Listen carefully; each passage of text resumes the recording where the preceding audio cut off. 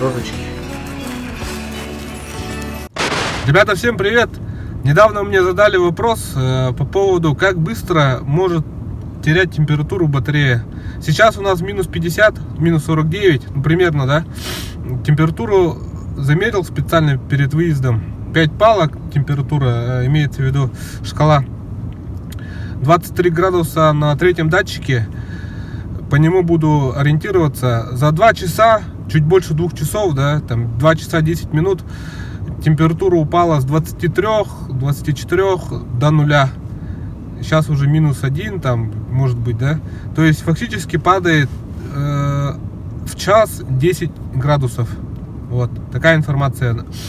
И этот туман, если честно, вообще уже так надоел. Я не знаю, я вот реально завидую, у кого сейчас минус 30. Даже у кого минус 40, я им тоже завидую, потому что этот туман просто меня уже...